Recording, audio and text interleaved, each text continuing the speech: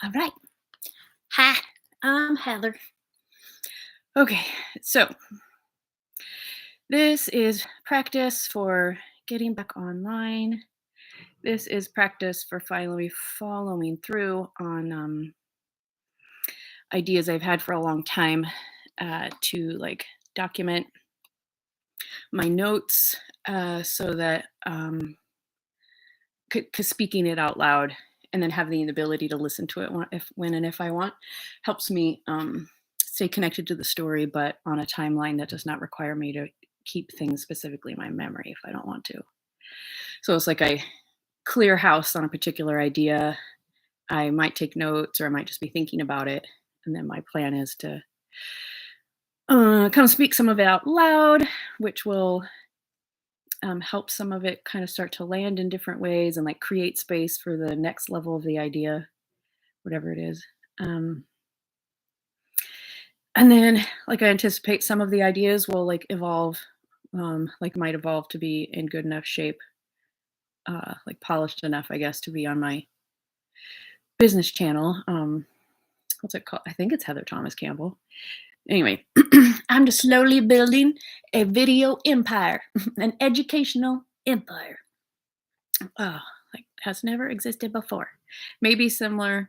I haven't checked in with like Hay House or Mind Valley in quite some time, but I am pretty heavily influenced by their models. Um, so anyway, okay. So this is Tracy.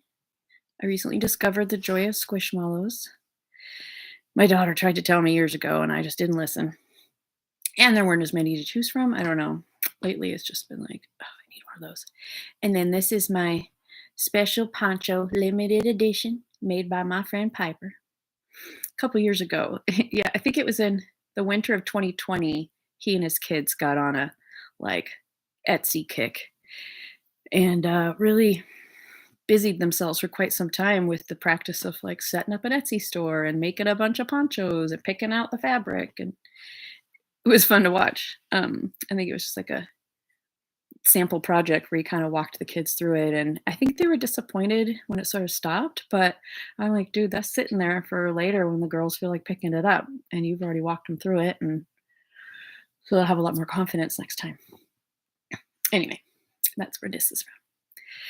And I have lately been basically indulging my, like 8 to 12-year-old self with kind of whatever within reason, whatever she wants.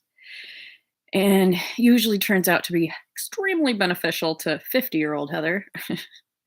Because now I'm getting to experience like different textures and different ways of calming my system and learning more about like who am I really, and not in like the self-help transformational kind of way, but in the kind of at the kind of at the foundation of a lot of the things that I have been challenged with in this lifetime, and why I feel like such an alien is I'm very likely autistic.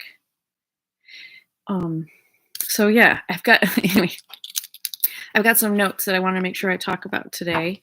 One of the things that came up to me recently, earlier this morning, I was in a yin yoga class through my therapist is at a trauma center, an integrated ITTC.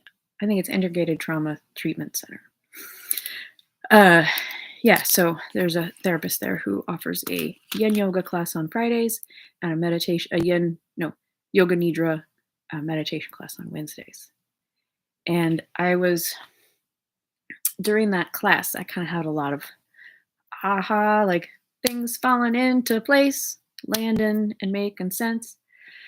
I remarked at the beginning of class, because we get a chance to check in if we want, that I was worried since this was the last one. Like, where am I gonna find it? I know it'll be easy, but still, I'm freaking out. I gotta get signed up. And was expressing gratitude that now I've created this space on my calendar for a really calming and soothing practice that I'd never experienced before. And well, I had a little bit, like I'd gotten a taste from YouTube, but it's one of those things that I really need a guide in order to keep me on track.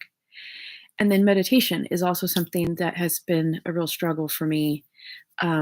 Unfortunately, most of the time when I've attempted to meditate in the past, and I've tried a lot of different kinds and given them a fair shake, um, most of the time I have a lot of like trauma come up, like flashbacks and waves of guilt or fear or just it's no bueno. It isn't helpful. And usually after I've been practicing quite a bit, if that's the kind of experience I've been having, then I usually get kind of messed up for a little while.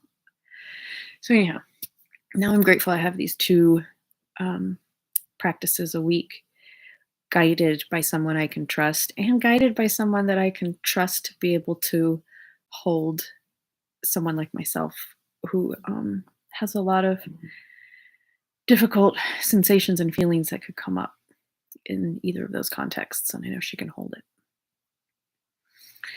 Um, but that kind of set off this like explosion of ideas around.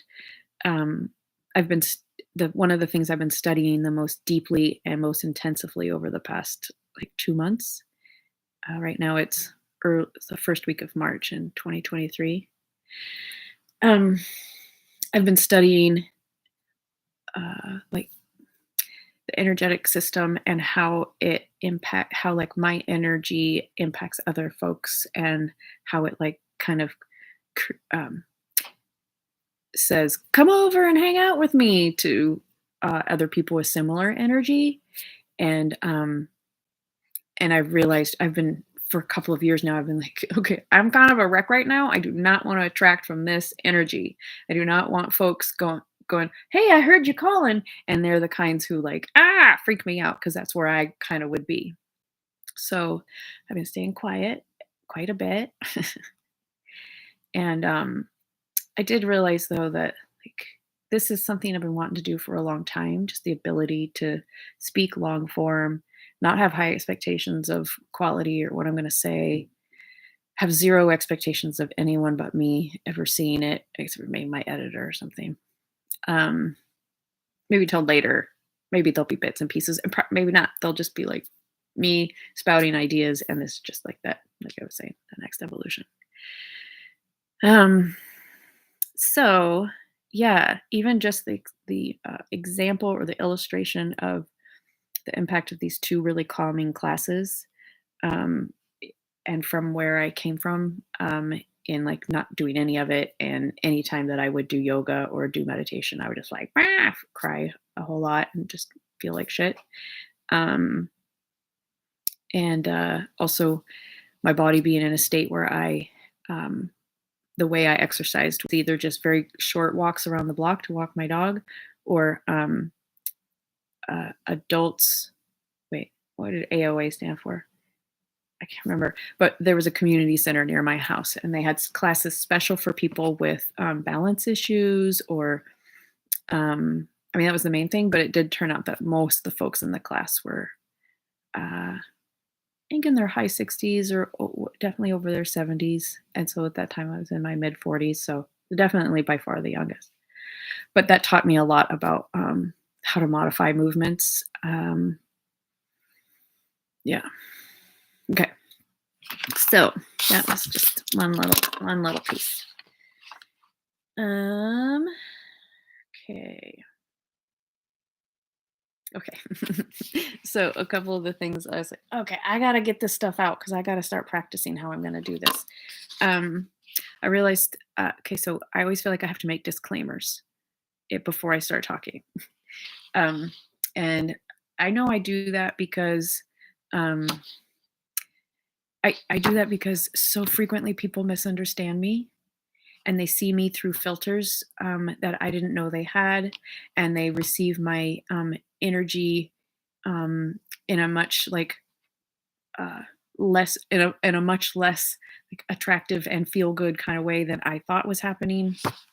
Um, and so since I've had this experience in so many relationships, since we don't really take the time to have a real check-in about where we are at the time, and how each other is feeling being around the other, and kind of checking understanding.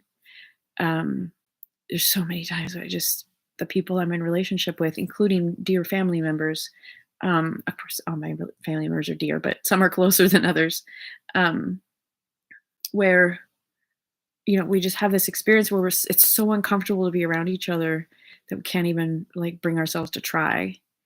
And I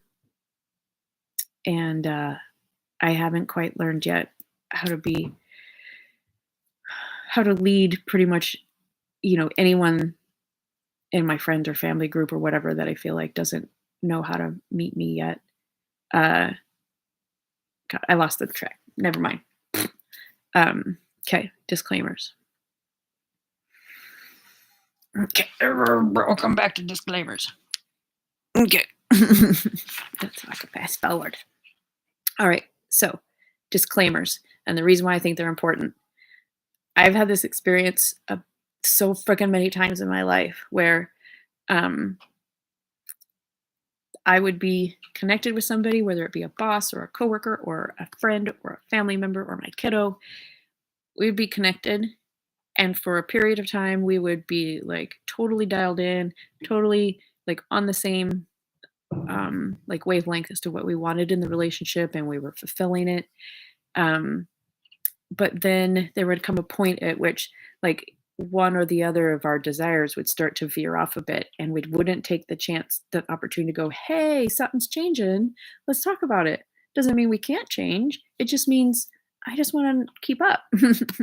And we could kind of talk about if that works, how that works for each other. And um so uh yeah, so like I guess in the context of work, I guess it's one of the easiest ways to put it, where I had this boss. I had this experience with bosses multiple times, but the last female boss I had, shit. See, I get into disclaimers because I never had the opportunity to say, "Hey, I'm feeling like this," or "I need a little more time," or, um, "I don't really feel like I'm myself. Let me, can we slow down a little bit so that I can try to get my notes?"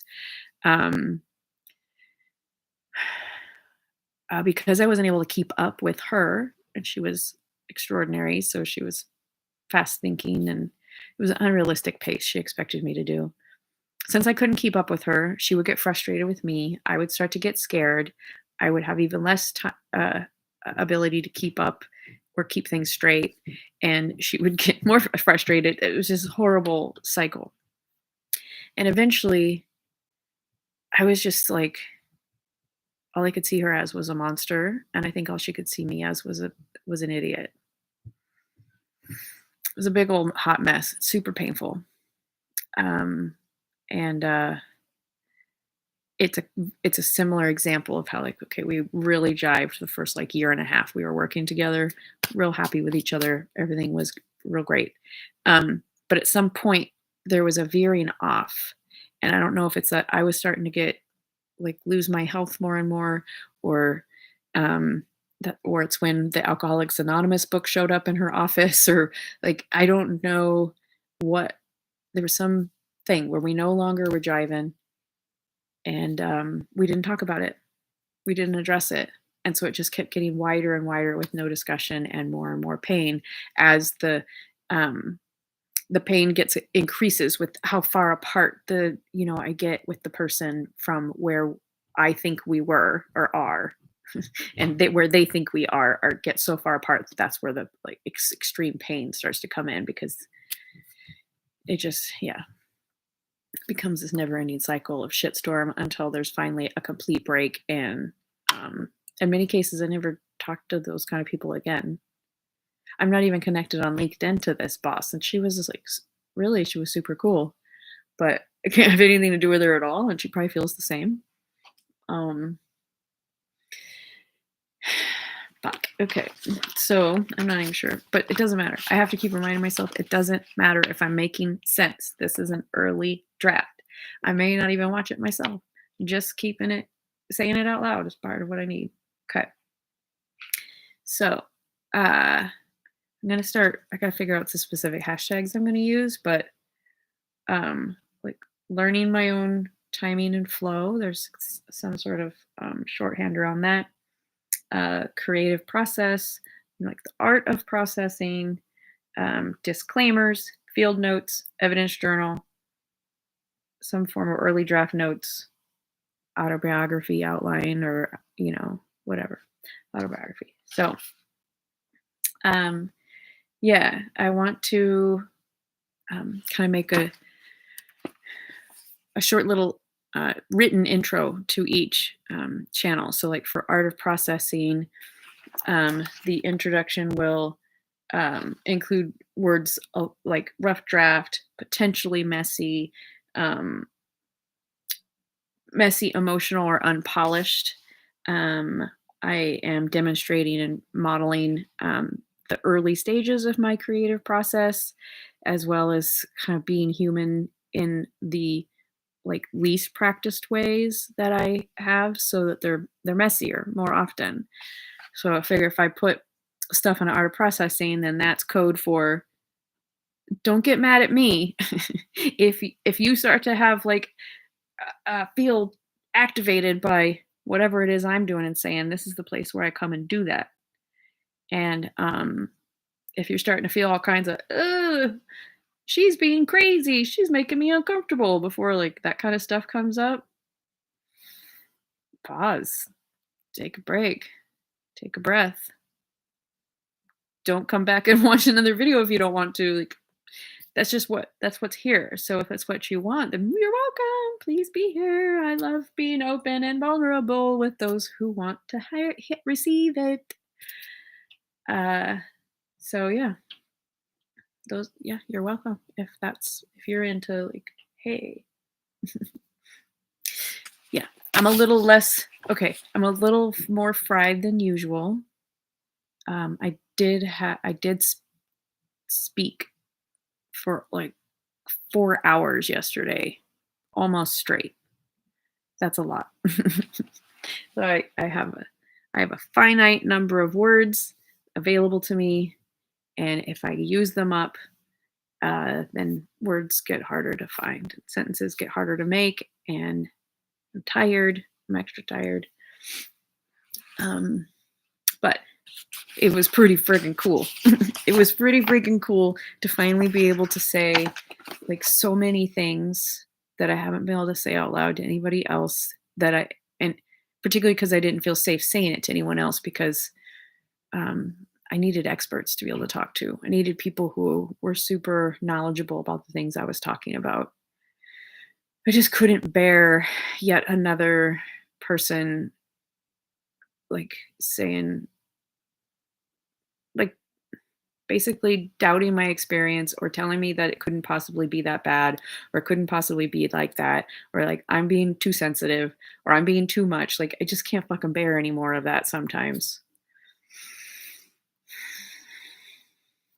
And it gets tiring to like build these shields to be able to tolerate it. But being in the room with a doctor who specializes in working with neurodivergent and autism assessments, and her intern, who was really conducting the interview and will be the one writing the report, because she needs practice, and I needed to not pay full price, and so it's a good fit, and it's amazing that the doctor is in the room and like kind of alongside her for pretty much the whole thing. So really, I'm getting both the intern and the doctor. It's like a crazy, crazy good deal. So yeah, they just asked me so many questions that were really helpful to hear, and really felt really good to be able to answer. And even though the meeting, it started with me crying and saying, please, I feel safer when there's time boundaries. I really want to stay on track. I don't want to like spend too much crying or going off track or anything like that. So, please kind of keep me corralled if you need to. And they kept actually saying this is actually an incredible amount of information in a packed in a really short time. Like, I feel like I understand you and know you, like, a lot better than I would have imagined. Um, so, yeah, basically, it was a validation that my communication was clear, as well as, that I was being understood, and that felt so good. Um, I no longer feel afraid of receiving a diagnosis of autism. It actually feels like it would be really freeing, and even I mean, honestly, I'd be super surprised if it doesn't come back as that, but I f I think I'm gonna learn a lot more about where my strengths and my weaknesses are so that I can support myself appropriately. Okay. What else was I gonna think about? Okay. Art of processing. Yeah, it's a rough draft, the potentially messy, emotional, and unpolished. Oh, and then in demonstrating and modeling, in general, like the I'm not doing this from a place of being a narcissist or being like navel gazing or um or trying to scare or upset people. Like that's the previous like lifetime, the previous paradigm of don't cry, definitely don't cry in public, don't talk about your shit. You know, don't ever talk about politics or religion or the family secrets or money. Like fuck, we took all the important stuff. Not, I mean, not all the important stuff, but a lot of the most important stuff off the fucking table. So people never fucking learned how to communicate kindly, appropriately, safely, um, and clearly. So for generations, we haven't known how to fucking talk to each other. And why not? What was missing? The modeling to the younger children when they're in that open, basically hypnotize. I mean, it's similar wavelength, brain wavelength as being hypnotized. The kids just like are open sponges until like at least 7, and they learn not obviously not through like books. They learn through the modeling that they witness in their environment. And so if they're growing up around people who have grown up around generations of people who don't know how to communicate their feelings, don't know how to connect to their feelings, don't know how to connect to their bodies, don't know how to like um, learn and demonstrate groundedness and safety. Generations of this crap. Um, of course, where a lot of us are real messy and have a really hard time communicating, but it's just made so much worse by us never being able to see someone else doing it. So I'm willing to allow myself to be messy, so that those who want to learn from someone like that can watch the modeling. I'm not teaching. I'm not saying I'm an expert. I'm just practicing something that I'm trying to learn or learning to get better at, and letting other people witness me if they want, if they opt in, if they choose. If they don't, fine. But at some point, you have to be able to like witness or learn about or hear about something for it to be that it's a possibility. And if you've never seen somebody like recover from a crying fit, or never seen two people be able to communicate through a conflict or something, then like how can you possibly get better if you never experience it or see it modeled or take a class, somehow up level your knowledge. So that's why like demonstration and modeling is at the kind of foundation of everything I do, especially stuff that I put on YouTube. And one of the things that really came up inside and smacked me in the face yesterday during the assessment was I was asked quite a bit about my special interests. And some of it was around like, do you ever get in trouble, or not do your work or whatever? Tracy, you gotta get your ear on my face. Do you ever basically like lose sleep or totally let everything else go because you're into a hyper, like a special interest. And and I said, well, sleep I kind of try to never to like cut short because it's not that great to begin with. I need more of it. And no, I don't typically let my special interests take over because I'm usually like forcing myself to pay attention to other stuff that isn't my favorite. Um, and I have this belief that I have to get all my work done before I'm allowed to play, which I know is bullshit, but that's just that's how I've grown up. That's what I've always believed. So now I'm trying to simplify whatever processes I can simplify, automate whatever I can automate, um, make sure I'm like, yeah. Okay. So going back to my special interests, I recognize that I keep putting off the things that I'm most excited and interested in doing, making videos, prepping videos for editing, posting videos, as well as writing and brainstorming and making progress on projects that I'm really excited about. And it keeps not happening because I'm like spending a bunch of time doing stuff I don't really want to do. One of those is gig work, specifically rideshare and delivery. So those both take way more time and energy than I really want to spend on them. But unfortunately, they're my most reliable and simplest path to nearly instant cash. And reliably. I mean, the range that I make, varies a bit, but I've gotten to the point where I'm pretty freaking clever about the shit words about maximizing my time and energy.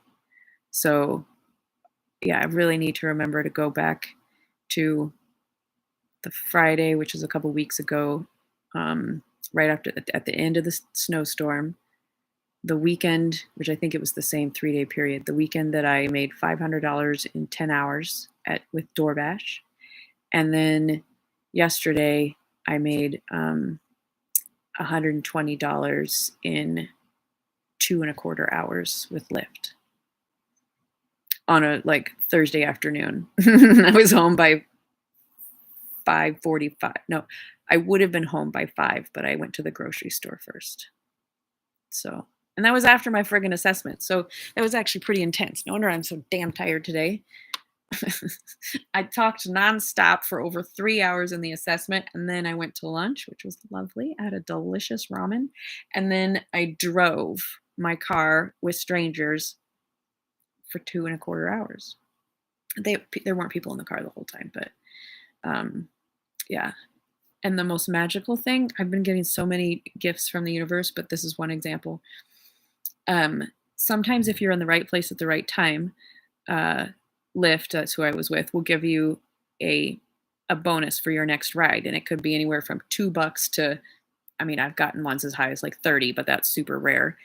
And that Friday, a couple weeks ago, when I drove right after the snowstorm, the last bonus I was offered was $17.25.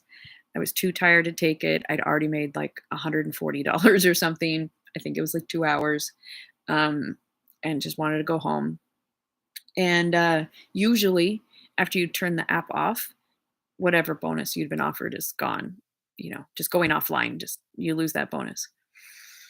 For some reason, I didn't. And so when I went online at 3 o'clock on a Thursday afternoon, I was in a $2 bonus zone, but my app was saying I was in a $17.25 bonus zone. So I was like, fuck yeah, thank you, I'll take it. And a few minutes later, I got a ride, and so I made $25 driving a couple of miles, and that set off the the whole couple of hours that I worked. It was kind of set up perfect because I had a break in between each rider, and got to listen to my story or just kind of think about whatever I wanted to think about. So it was perfect. All my riders were either kind and interesting or quiet. Great. So, yeah, yesterday was a really good day and really helped me realize, shit, it's more important than ever that oh, good, it's not, okay. Sorry.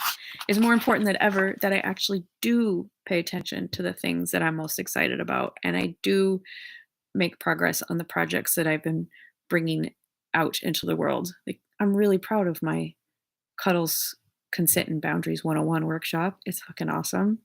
I need to fine tune it. I need time to do that. Um, the collaboration I'm doing with a friend where she plays her gong and my place, I offer my place for, why is my phone making sound? Stop it. Um, my place, my partner, we share a place, uh, is where the cuddling happens. So she plays the gong and we organize the cuddling section. It's awesome. People really like it. So that's another offering, and I've really reached out to my friend who plays piano professionally and see if we can do a date of that together where he plays the keyboard and people cuddle. That one will probably be a little more lively than the gong. The gong's kind of like dead. Everybody's just sleeping, and that's cool. There's a place for that, but the piano I think will be a little more lively. That'd be sort of fun. Maybe more people will be kind of sitting up. I don't know. We'll see. Okay. Okay. So, yeah, another thing that I want to kind of think through and get off my chest and kind of start building around is so one of the patterns I've had in my whole life is, or most of my life is,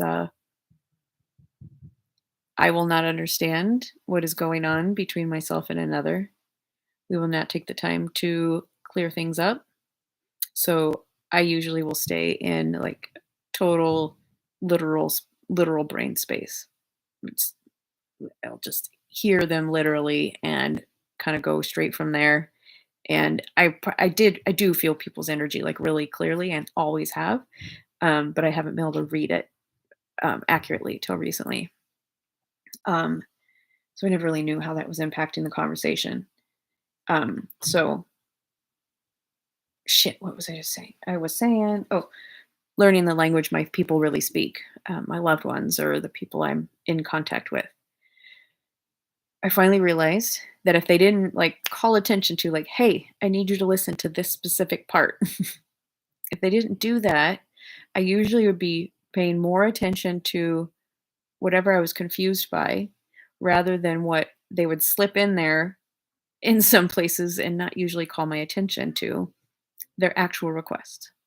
Like, an example would be there was this um, friendship slash, kind of business collaboration I was in with for a while, and this person really preferred most of her closest relationships to be kind of friend and lover things. I wasn't into it, and so eventually, yeah, it was just clear that we did not share the same vision for our friendship. And we never really like cleared it up or talked about it specifically, and so I wasn't able to express, look, I really dig you and I really like to spend time with you, but i'm not I'm not open for sharing sexual energy and sexual experiences with my friends. That's just not what I'm into. I'm not saying I never will be, but just right now that's not what I'm into. And yeah, just that was just really the kind of friendship she really wanted, and I wasn't available for it, so we just there were other things too. I mean, I did find her super fascinating and totally interesting, and I did learn so much, being, in connection with her, experiencing her work and, kinda staying at her place for a little while at a time. She was just really generous, really amazing person, but our interests and desires in relation to each other didn't match up. I really wanted to be an excellent business partner that wasn't available. Um, we mismatched in so many places. We just mismatched in so many places. Um, and she thought she was a super clear communicator, and I hardly ever totally understood what she was getting at, and, so there was so many mismatches of understanding and no clarity. Um, yeah, like, one example was she had said, "I don't want you and your boyfriend hanging out," what did she say? Oh, I think it really was kind of worded more like she didn't wanna hang out with us. She didn't wanna hang out with us, which is fine. I wasn't expecting her to hang out, but what she really meant is, "Don't hang out in the common areas." Uh, and I didn't understand that at all, and so my boyfriend and I hung out in the living room, which happened to be close to her bedroom, and I guess she didn't wanna close the door, and she was mad that we were there, and so later she was, like, super pissed at me. I was like, "I obviously didn't understand your definition of, hang out." I don't think that was the right word, though. I can't remember what the word was. I'm sure I wrote it down somewhere. But it was just, like, this very simple misunderstanding so that it became completely unclear to me what the expectation was. And so, like, that's one example of how I'm learning to recognize the pattern of, shared understanding, shared interest, like kind of that exciting early phases where you're like, man, you're so cool, and oh my gosh, you're so cool too, and it'll be super fun to do lots of neat things together. Both are in that place, and then um, yeah, stop talking about what's most interesting and exciting, and kind of just assume they're on the same page, and we just weren't anymore. And never I just didn't get the opportunity to, like, make sure we were connecting appropriately. Like, I would ask for business meetings when we were doing work together, to get more clarity and understanding and make sure we're on the same page, and just didn't wanna do it, and it didn't happen very often. There were misunderstandings there, and few opportunities to talk about stuff, which creates pressure to only talk about the 911s, and so the not 911s or the mistaken the stuff that actually is super important, but I didn't realize it was so important. They get missed because we don't have enough time to talk about them. So then the timeline gets all messed up because something comes out way, later. I'm like, I didn't get a chance to tell you. um, yeah. And there always seems to be this de-evolution of um like trust if it's not maintained in a really intentional way. But, like, when my energy is impacting the other in a way that doesn't feel good to them, if they don't give me any indication, I'm gonna keep on cruising like, "Everything's cool. Everything's cool. You'll tell me if it's not, right?" Is that true? I gotta ask. And I'm learning how to take responsibility for my own energy and how it impacts the other. And I realize that's why I rarely make videos like this where I'm, like, low energy, um, is because I don't want everyone I like attracting me to be like this because this is heavy. This is tough to feel and tough to support. Um, I'm really not qualified to support people who are just, like, really in a super rough spot, but I'm really good with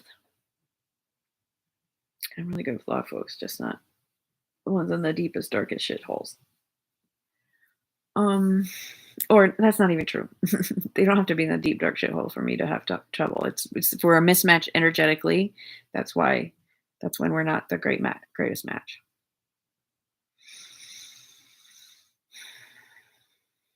Yeah, and I kept hanging on to people who we weren't a good energetic match, and trying to just, "Oh, spend more time together and it'll get better." No, it just gets worse, especially if you keep not talking. Just gets worse. Um, and it seems like most of the folks I've had trouble with want a closer relationship than I'm available for. Um, and in the case of my daughter, for example, I'm super regretful that I wasn't more available to her.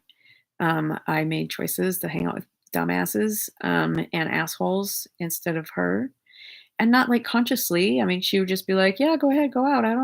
I'm fine. I just wanna hang out at home anyway." But I really should've just canceled that shit and stayed home. Even if she didn't feel like talking to me, I should have been home just hanging out. Totally regret that. Um, but the others were some of the things that got in the way. It's like I had this other co-creation business experience where the person and I were pretty aligned in the beginning with our business ideas.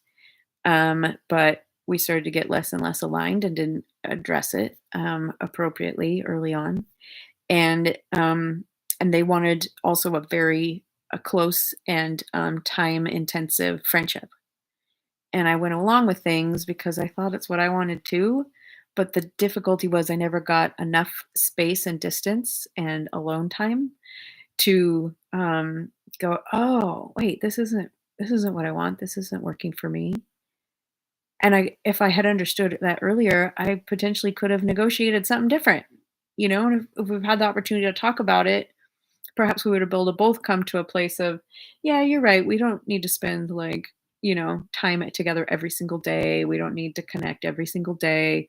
Let's have some, you know, private time and alone time, and uh we're not talking about business constantly or talking about stuff we're going to do constantly.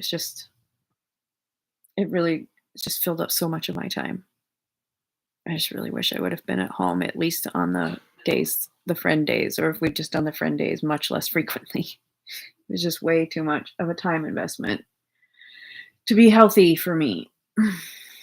I need space in order to be able to see what's really happening. Oh, there was a pacing issue too. And I have that with my partner sometimes where I'm trying to set too fast of a pace and he's not comfortable with it and can't keep up and we don't communicate about it.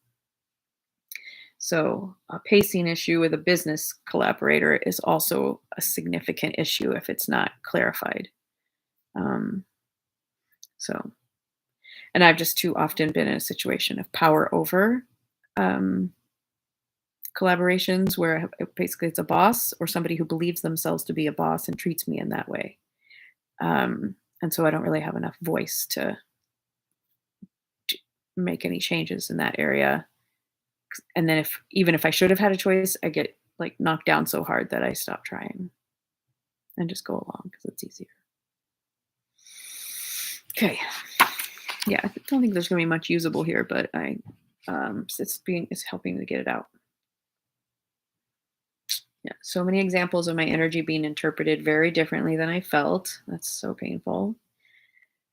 And a combo of my chaotic energy plus the receiver's filters that they see me through, uh, that really creates trouble and problems and lack of safety. Um, and I really regret all the places where there was lack of safety built with my family members and my child, where I wasn't able to slow down enough to be present, to really hear them, and to hear their subtle messages. Um, I didn't hear the subtle messages. I only heard like the surface level messages, the literal messages. And I just feel like I was always receiving from just about everybody this energy of they want to spend as little time with me as possible.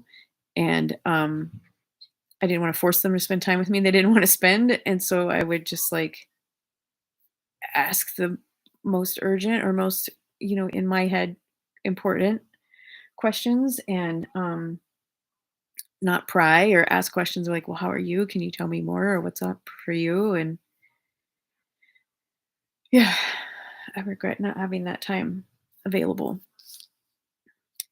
for my family and my daughter. And I know I set that pattern with my ex-husband too. Everything became about our business that we shared or the business of life and never about connecting and loving each other anymore. It was awful, painful. Okay, I already talked about this a little bit. Add in the mismatch of the type of relationship each of us wanted or expected. That creates a great deal of discomfort and pain. and can get really messy without time to clear things up eventually. Mhm. Okay. Had another idea come through really strongly this morning that was kind of some sort of declaration to my future audience that I don't want people to assume if they really resonate with stuff that I'm saying or ways of being that I experience or whatever. I don't want people to feel like if they resonate, that they automatically must be just like me or that they have to try to be like me. Um, no one's can be like me. I'm me. Uh, but some of the feedback that I often receive is, gosh, how you do so much. There's no way I could ever keep up with you. Yeah, that's cool. You don't have to. Yeah, don't don't try if you don't want to. Um, oh my gosh, I could never. What some of the things you're like, it's hard for me. I don't know. I don't. Okay, so obviously that's not the path to be on because the words aren't coming. Anyway, assumptions tend to be made that there's number one, that there's an expectation that people be like me if they're watching my stuff or reading my stuff. And no, you don't have to be like me. I'm just offering like ideas and my experience. You don't have to do the same stuff I do. You don't have to spend as much time doing it. You don't have to explore it as deeply. None of that. um, People often also remark that I'm like sensitive to levels of energy and stuff or other things that they don't perceive. Um, I don't expect others to be at the same level of awareness that I have. I do have an extraordinary level of perception, and I've been cultivating that over years, over a lifetime, but particularly over the past, let's see, when did I start? I think 2019. I started intentionally asking, um, like, my higher guides and when I worked with, mushrooms or, in an intentional kind of journey way. Some other uh, kind of journeys I've gone on have been around, including a request to become, for me to have more clarity and awareness and perception of the information my senses were picking up. Uh, so, yeah, I have extraordinary attention to detail. And apparently, it came up in the assessment yesterday that apparently frequently, that it's a frequent autistic trait to like notice details that no one else does. Um, so, so it's kind of helpful to know that I think I've had an expectation that people would have the same level of awareness as me, but that's been like one of my special interests. I guess my whole life is the study of the energetic system, mostly through witnessing as a kid. But I have literally studied it over the past decade. But like how to become aware of it, how to notice that of other people, how to notice the tiny changes that might be in somebody's face or body language or voice inflection, how to watch out for in nature for beauty as well as danger. I mean, eh, I mean, my life wasn't constantly in mortal danger as a kid, but kind of. There was the likelihood of bears or wolves or, sick dogs or bad people to come out of the woods and do some bad shit. It's possible at all times. Oh, a moose. A moose could really cause some havoc too. But luckily I never had a run-in with moose, but my brothers did. They had some bad run-ins with moose. Yeah, okay. So I think I accomplished my main goal, which was to let myself just talk some shit out. Um, I know there's a lot more, but I'm also noticing that I'm getting that headache that I get when there's been lights too long, or maybe I need to use fewer words, or it's probably time for me to just fucking relax too. I've actually been pretty active all day. I have more to do, but I also need to rest. And it's usually around 4 that I need a fucking break. So I should just start doing a break period from 3 to 4 and see how that works. Because I'm like totally out of gas by 4. 4:30. Okay. I can't imagine anybody watched this shit, but if you did, thank you for being on the receiving end. Definitely first draft. I'm amazed. I'm pretty impressed that I didn't actually end up crying. There was nothing really to cry about. It was just like reporting. Um, I am excited about some of the ways some of these things are evolving and coming clearer into focus. I'm excited about the ways that I'm really looking forward to getting more consistent about documenting the process so that people it's less spotty and people start to get what I'm putting down. And I can start modeling why it's so important that we as leaders or coaches or guides or whatever don't or educators don't wait until everything's fucking perfect to put something out. Like I think that's such a disservice because it creates this totally inaccurate concept that um, number one, that you're supposed to keep everything behind closed doors until you're ready to release it, that it has to be really fucking good before you release it. These are all like lies, by the way. That it's dangerous and you better not let people see you be in your messy stages. That makes you look like, you know, unprofessional or dumb or like there's a lot of bad things that I've been called for being too open or too authentic. And like it also robs people of the opportunity to learn kind of just in raw form, in real form, um, from another human being. Because, like, if I was just if I was just trying to like share my wisdom or my knowledge or my experience or my story with someone I lived with or someone I was in community with, they'd hear it once. I get to say it once. I would have no idea how it landed, and so now and books don't just come get born out of out of thin air. Like it takes time to write a book. You got to start with notes somewhere. Got to start an outline, and yeah. So I'm trying to, and I'm, and I love building shit on YouTube. So I like showing off. Like this is how it works. It's fucking messy at first. I didn't know what the hell I'm doing. I still don't really know what I'm doing, but I'm figuring it out as I go along. And I'm grabbing some friends and bringing them along too. And I really do genuinely believe that if I keep doing what I'm doing and keep sticking with the rough idea, I don't over control it anymore.